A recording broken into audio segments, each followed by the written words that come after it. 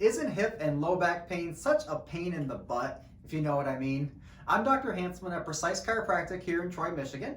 And today what I'm going to demonstrate for you guys is a very simple stretch that you can do at home in two different positions. So that way you can stretch out your quad muscle. Now your quad is the muscle in the front of your leg right here that goes from your hip down to your knee. And what it does is it brings your hip into this position. It flexes up your hip and it flexes your at the knee too. So what I'm going to do is show you how a simple stretch that you can do, because a lot of times this quad muscle will get very tight in people that have low back pain. And what it ends up doing is it pulls them a little bit more forward. And then they're going to have a little bit more strain on that lower back. So the first way you can do this stretch is in this standing position.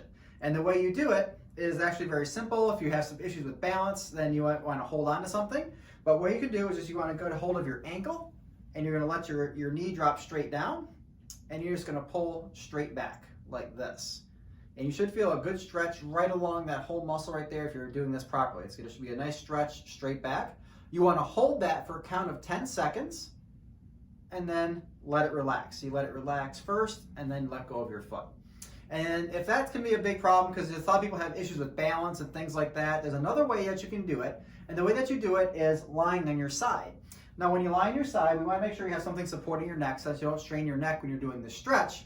And so I'm going to show you how to do it while you're lying on your side as well. So you're going to go like this, and then lay straight down on your side.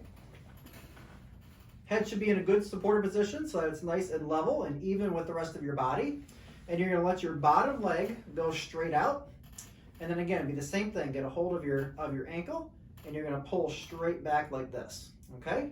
And again, you should feel a nice pull in the front of your leg going down from your hip to your knee. And again, hold that for a count of 10, and then let it relax. And again, when you do this exercise, you repeat it 5 times in a row. So let it relax, come back, another count of 10, and then let it relax as well. Now what that's going to do is it's going to allow for that stretching of that quadricep muscle, and allow for that muscle to relax a little bit more too. And it should allow some of that pain in the hip and the low back to decrease some. And if it doesn't decrease, that can be an indicator too, is that muscle is controlled by nerves that come out of that low back.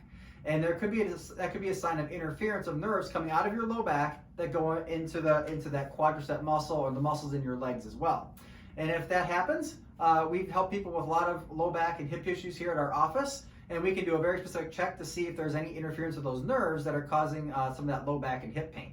So if you find that this is you, give our office a call at 248-680-7200, or you can find us on the web too, www.nucainfo.com, so nuccainfo.com. And I hope this was a helpful stretch for everybody. Have a wonderful rest of your day.